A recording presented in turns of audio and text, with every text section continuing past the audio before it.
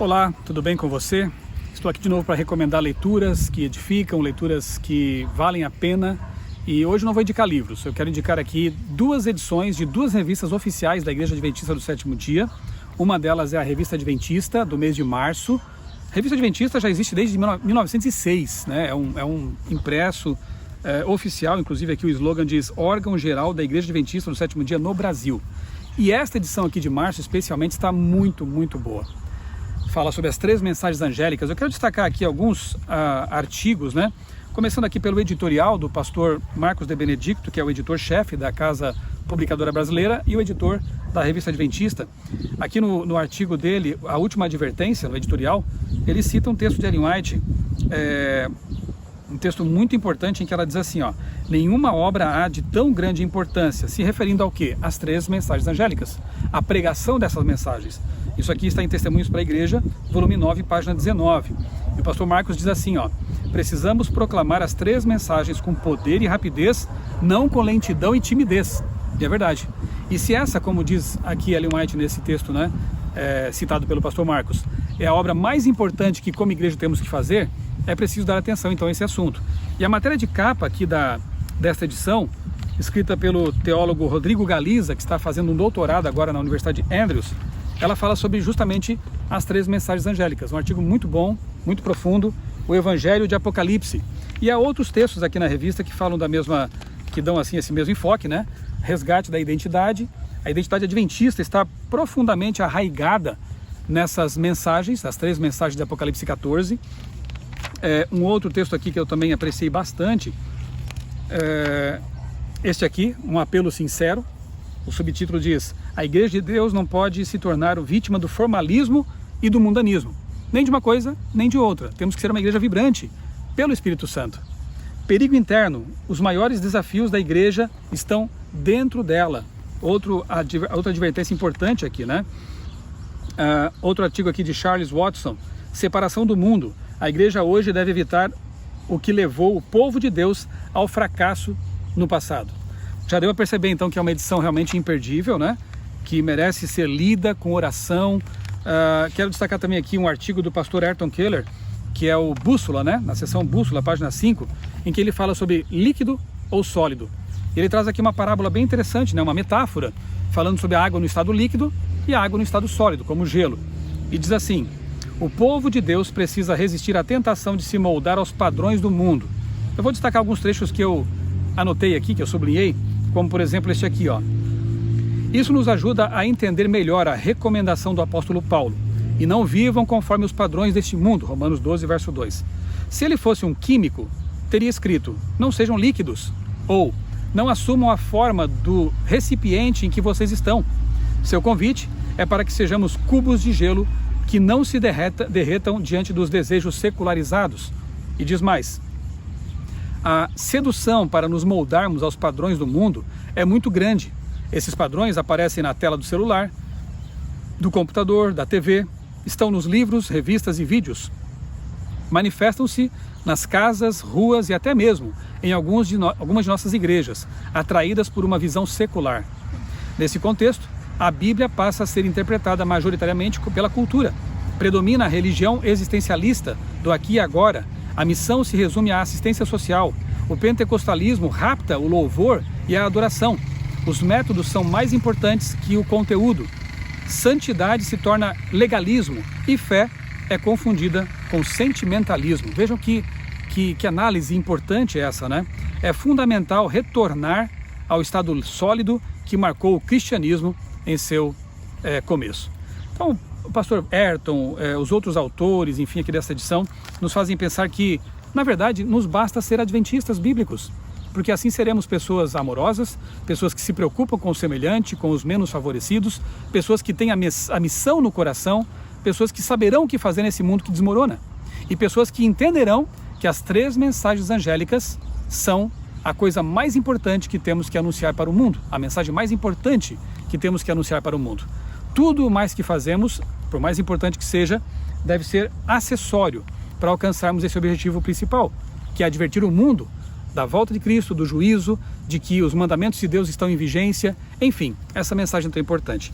E a segunda revista que eu quero destacar aqui também do mês de março, na verdade ela é bimestral, né, março-abril, é a revista Ministério, uma revista oficial da igreja também para pastores e obreiros, para líderes, uma revista que já existe há muitos anos também e que acaba sendo uma orientação, né, para a liderança da Igreja Adventista do Sétimo Dia. Esta edição aqui está muito interessante também, como as demais sempre estão, né? Religião revolucionária. Promova a justiça a partir da perspectiva bíblica. Gostei muito aqui do editorial do pastor Wellington Barbosa, que é o editor da revista. Eu vou ler alguns trechinhos aqui para você também. O PDF dessa revista está disponível também nas redes. Você pode encontrar esse material aí. Bem, ele diz assim, ó. Primeiro que o título é muito apropriado, uma voz de equilíbrio, numa época de polarizações e desequilíbrio, tanto à direita quanto à esquerda. Ele propõe aqui uma voz de equilíbrio. Pessoas transformadas pelo Evangelho se tornam agentes de transformação em todas as dimensões da vida. E ele diz, ouça a sociedade. Precisamos considerar atentamente o sofrimento das pessoas que lutam dia a dia para serem tratadas com a dignidade e o respeito que todos merecem ao serem criados à imagem e semelhança de Deus. Depois ele diz, eduque a igreja. Ele trata aqui de alguns tópicos importantes, né? Precisamos admitir que muitas vezes limitamos nossos sermões sobre as questões sociais, a condição dos economicamente menos favorecidos, esquecendo-nos de outros graves problemas, como o racismo e a desigualdade de gênero. Assim, é necessário ampliar a compreensão dos membros sobre esses temas, de maneira que nosso ensinamento gere mudança de mentalidade e ação. Não deixamos de perceber que há problemas realmente que devem ser atacados da maneira certa e sob a bandeira certa. Esse é o ponto. Se cada membro da igreja praticar a justiça, amar a misericórdia e andar humildemente com Deus, ele cita aqui Miqueias 6:8, quais seriam os resultados? Uma igreja muito mais aberta para os pecadores, uma igreja muito mais inclusiva e uma igreja segundo os planos de Deus, né? Ele prossegue. Uma abordagem bíblica consistente, somada à leitura de livros como Beneficência Social, de Ellen White, podem ser de grande auxílio para a promoção de iniciativas equilibradas e relevantes. Pastores engajados nas mídias sociais muitas vezes são atraídos a participar de debates públicos, posicionando-se ao lado dos movimentos reivindicatórios e disseminando-os por meio de hashtags curtidas ou compartilhadas. É preciso ter cuidado com isso, porque talvez estejamos promovendo causas que não têm que ver com o cristianismo, né? Aparentemente são, mas não são cristãs. Ele diz assim, então, que nesse cuidado nós temos que tomar em conta 3 aspectos. Primeiro, quais são os pressupostos por trás desses movimentos? Segundo, a metodologia usada para reivindicar é legítima ou é violenta? Terceiro, quais são as implicações diretas e indiretas dessas reivindicações? E então, ele diz aqui no fim desse tópico que o ativista não é quem diz que o rio está sujo, é quem limpa o rio. Portanto, que nossas ações falem mais alto que nossas palavras. E ele finaliza com o tópico mantenha o grande conflito em perspectiva, dizendo o seguinte, embora o Evangelho tenha uma dimensão de transformação social, sabemos que nossos esforços são insuficientes para promover justiça plena a todos. O grande conflito é uma realidade e será extinto somente por ocasião da segunda vinda de Cristo. Até lá, devemos ser solidários com os que sofrem, ativos em fazer o que está ao nosso alcance para ajudá-los e ocupados em apontar a todos o único caminho para a justiça plena e definitiva, Jesus Cristo. Realmente, o título aqui faz jus, né? A voz de equilíbrio. Foi um artigo bem equilibrado e mostra como nós devemos realmente cuidar com posicionamentos extremos, tanto para lá quanto para cá. Nós temos que ser bíblicos, cristãos de verdade, e se formos assim, agiremos da forma correta, guiados pelo Espírito Santo. Outro conteúdo que eu quero destacar aqui nesta edição de março da revista Ministério é a entrevista com o Dr. Frank Hazel. Quem é Frank Hazel? Eu vou ler aqui para você onde ele nasceu, o que ele faz, onde trabalha, né? Ele nasceu na Alemanha, trabalhou como pastor e professor de teologia, diretor da Faculdade de Teologia e do Centro de Pesquisas Ellen White, no seminário de Bogenhofen, na Áustria. Desde 2016, o Hazel atua como diretor associado do Instituto de Pesquisa Bíblica da Associação Geral, a sede mundial da Igreja Adventista, lá em Washington, né? Então, A entrevista aqui é sobre hermenêutica bíblica. Pode parecer um assunto assim muito técnico, muito teológico, mas na verdade é muito importante. A forma como nós encaramos a Bíblia, como nós a interpretamos, a hermenêutica que nós adotamos para entendê-la, ela faz toda a diferença e pode tanto nos ajudar a ser cristãos realmente bíblicos, quanto cristãos pós-modernos, relativistas ou coisa parecida. O pastor Glauber Araújo foi o entrevistador aqui do Dr. Hazel. Perguntas muito boas, como por exemplo esta aqui, ó. Considerando os temas atualmente debatidos na igreja adventista, quais pontos relacionados à hermenêutica demandam mais atenção dos pastores?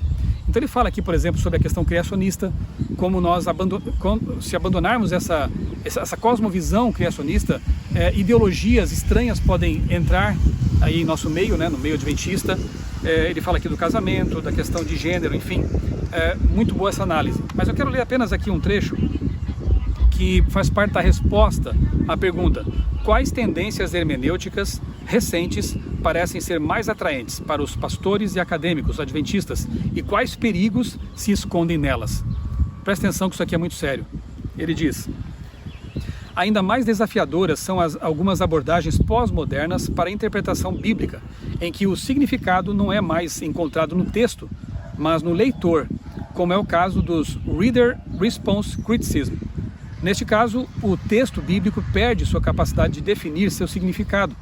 Interpretar a Bíblia torna-se um exercício aberto, em que vários leitores produzem interpretações novas e sempre imutáveis.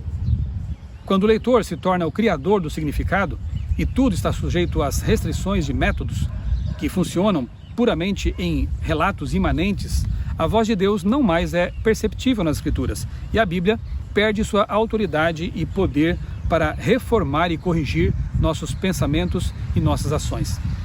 Outra abordagem que se tornou muito atraente para alguns adventistas é a hermenêutica cristológica. Já ouviu falar sobre isso? Em que Jesus, ou o Evangelho, se torna a chave hermenêutica que determina o que é válido ou não nas Escrituras. Por mais atraente que pareça, na prática, essa abordagem leva a uma crítica do conteúdo da Bíblia e a um cânon dentro do cânon. Pode parecer apenas um detalhe teológico, mas isso aqui tem implicações muito sérias. Portanto, fica aqui mais uma vez o meu convite para que você leia essa entrevista com uma autoridade da igreja, da Associação Geral, falando sobre esses perigos hermenêuticos, né, dessas modinhas interpretativas atuais que trazem grandes problemas para a igreja. E vamos então ao ponto, né, o assunto de capa dessa edição: o cristianismo, o cristão e a revolução. Subtítulo: uma análise sobre as origens do marxismo e a tentativa de harmonizá-lo com o cristianismo. O autor aqui, também alguém que gosta de respaldo, né? O professor Fábio Augusto Darius. Ele é professor de teologia lá na Faculdade de Teologia do NASP, campus Engenheiro Coelho. Professor de pastores, né, de futuros pastores. Ele fez uma pesquisa muito boa aqui, uma análise interessante, contrastando, né, o cristianismo com o marxismo, apontando ali o contexto histórico que levou ao surgimento e ao fortalecimento das ideias marxistas, né? Obviamente que tem alguma razão de ser tudo isso aí, mas ele também analisa aquilo que nos interessa muitas vezes em vídeos que gravamos e análise que fazemos, a questão mais teológica mesmo, religiosa. Marx não escreveu sobre religião, não estava preocupado com isso, né? Mas as suas ideias tiveram implicações religiosas, esse que é o ponto.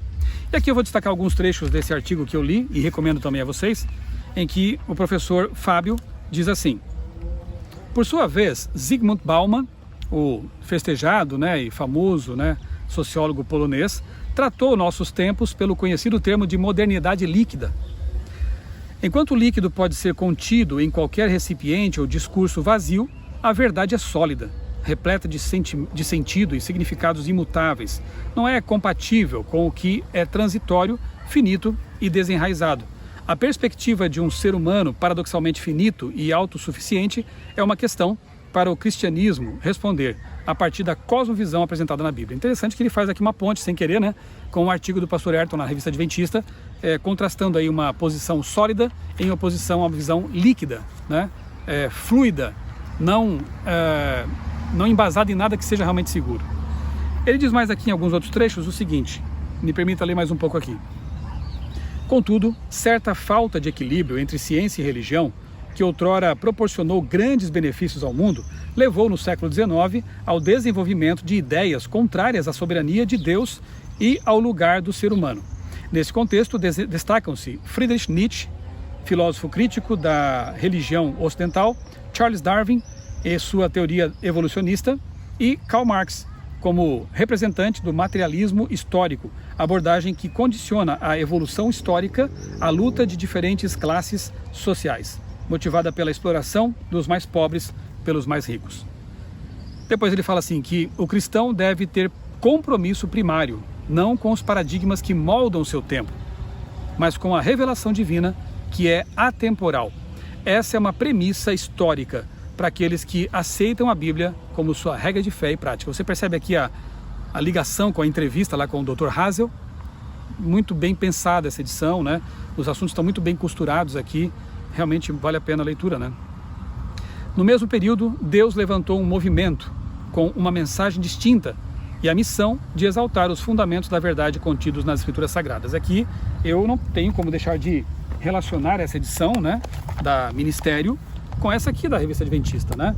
Porque no tempo em que nascem esses movimentos aí ideológicos, essas ideias, né, que aparentemente tentavam reformar a sociedade, trazer aí o paraíso de Deus na Terra, uma utopia impossível porque os seres humanos são pecadores, não querem saber de igualdade, de justiça, isso só virá com a intervenção de Deus, a volta de Jesus. Bem, nesse mesmo momento que surgem propostas ilusórias, utópicas, Deus desperta o movimento adventista, para trazer a real solução para este mundo. E a real solução para este mundo não é humana, não tem jeito. A real solução para este mundo é a volta de Cristo. Então esse movimento começa a pregar as 3 mensagens angélicas, de que Deus existe, em oposição às ideias de Nietzsche, Marx e Darwin e outros. Deus existe, Ele é o Criador do universo, é o Criador da vida, Ele voltará, Ele está em juízo contra o pecado, a humanidade, a maldade, e Ele vai destruir o sistema de engano chamado Babilônia, para então instaurar, trazer um reino eterno de justiça, aí sim, justiça, de bondade, de amor, de igualdade, aí sim.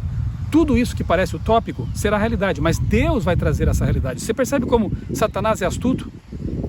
Ele lida com as frustrações humanas, ele lida com o nosso senso de justiça, com o nosso desejo de mudanças para melhor, e ele faz com que isso se torne o todo absorvente da vida. E assim nos esquecemos de que, humanamente falando, este mundo está com seus dias contados. Humanamente não, de qualquer forma, né? Este mundo está com seus dias contados. Os sistemas humanos nunca deram certo e não darão. Somente o reino de Deus poderá trazer tudo que nós almejamos e com que tanto sonhamos. Esse artigo nos faz pensar em muitas coisas importantes em relação à nossa vida, em relação às ilusões políticas que nos rodeiam, tanto à direita quanto à esquerda, quanto a qualquer lado, e nos faz pensar que realmente é do alto que vem a solução para as nossas mazelas humanas. Este artigo se propõe a apresentar uma visão introdutória ao marxismo, a fim de avaliar a viabilidade de sua integração com o pensamento cristão, especialmente adventista. E eu vou já dar um spoiler, né? Não tem como integrar, não tem como fazer isso, né? Porque o marxismo em si é uma teoria, uma ideia, uma cosmovisão, uma ideologia ateia, que se opõe à religião. E nós não precisamos, na verdade, ser ista, basta nos ser adventistas, né? E cristãos, porque, repito, se nós formos cristãos de verdade, nós vamos levar avante aquilo que merece ser defendido, ok?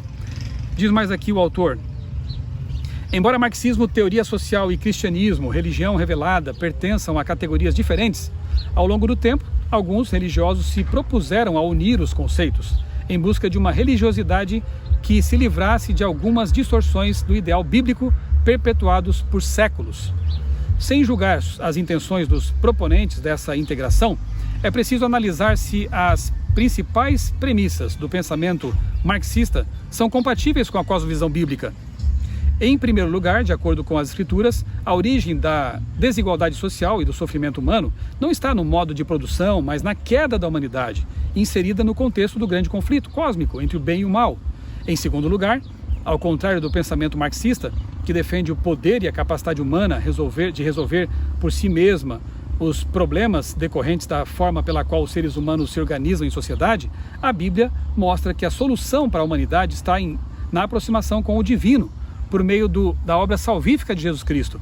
Finalmente, o marxismo defende a possibilidade de transformar o mundo a partir do processo revolucionário, enquanto o ensinamento da palavra de Deus é enfático em dizer que a restauração plena não ocorrerá antes da segunda vinda de Cristo. Muito bom, é isso mesmo, né? Marxismo e religião, outro tópico aqui. A religião, ela a vê como obra da humanidade sofredora e oprimida, obrigada a buscar consolo no universo imaginário da fé. Isso são ideias de Marx, né? Não é à toa que ele tenha dito que a religião é o ópio do povo. Um povo oprimido acaba buscando soluções mágicas, né? Era essa a ideia. Nós sabemos que é o contrário. A solução real é esta, né? E inclusive a religião cristã bíblica pode nos fazer mudar até aqui. Vida em abundância, como propunha Jesus, nos promove, nos incentiva ao desenvolvimento intelectual, ao desenvolvimento social, enfim. Muitas pessoas têm sido libertadas das amarras da pobreza, da falta de cultura, de ensino mesmo, né, formal, porque elas se sentem estimuladas a ler, a pesquisar para entender melhor a Bíblia. A religião cristã liberta as pessoas, não só para a eternidade, como uma utopia, como pensavam esses pensadores aqui antigos, mas também para a vida aqui mesmo, né? E o final aqui do artigo diz assim: assim, essas crenças impedem o ser humano de lutar contra esse estado de coisas e almejar uma transformação real do mundo concreto. Por isso, tentar combater as injustiças de nossa sociedade a partir das pressuposições marxistas é insuficiente, uma vez que elas desconsideram e até mesmo contradizem as premissas encontradas nas escrituras sagradas. Longe de uma visão humana imanentista e revolucionária, a única revolução admitida na palavra de Deus é o amor, exemplificada por Jesus de Nazaré. Aquela que leva o cristão genuíno a agir no Espírito de Cristo, a fim de pregar o Evangelho que transforma e minorar o sofrimento humano enquanto aguarda novos céus e nova terra, nos quais habita a justiça. 2 Pedro 3, verso 13. Só mais um detalhe aqui, na página 35, então temos aqui um artigo do meu colega de trabalho, o pastor Nerivan Silva. Trabalhamos juntos aí na revista Vida e Saúde, e ele também é editor associado aqui da revista Ministério. Religiosidade prática. Então ele chama atenção para o fato de que aqueles que estão envolvidos na pregação do Evangelho, aqueles que querem revolucionar o mundo, digamos assim, com a pregação das 3 mensagens angélicas, enquanto fazem isso, devem sim ter uma religião prática. Atuar em favor do semelhante, fazer o melhor que puderem, vida por vidas, impacto de esperança, quebrando o silêncio e outras iniciativas mais tão bonitas que a nossa igreja tem e que vem fazendo há muito tempo, né? A ADRA, assistência social. Conjugar o amor ao próximo na prática com a pregação da volta de Cristo. Aquilo que Jesus dizia no serviço cristão, né? Ao dizer, a Ellen White diz assim, que Jesus, ele se misturava com as pessoas como alguém que queria o bem delas, curava, ensinava, amava, abraçava, e depois de tudo isso ele dizia: segue-me. Se nós só fizermos essa primeira parte, só abraçarmos, só entregarmos alimentos, só fizermos mutirão de Natal, o que é esperado que façamos porque somos cristãos e amamos, mas a obra estará incompleta. Sem o segue-me, não é cristianismo, é só assistencialismo. Então nós temos que ser cristãos no sentido de ajudar o próximo nas suas necessidades básicas e imediatas, mas fazer com que ele também olhe para cima, olhe para diante, olhe para Jesus como a solução definitiva. Então eu repito, e com isso eu encerro: não permitamos que ideologias sequestrem nossa missão cristã. Não precisamos ser marxistas para ser cristãos. Não precisamos ser socialistas, capitalistas, qualquer outro ista, a não ser cristão adventista. Se nós formos isso de verdade, nós seremos justos, bondosos e estaremos pregando a mensagem que o mundo precisa ouvir. Jesus voltará e trará a justiça definitiva. Por favor, tome algum tempo para ler essas revistas, né?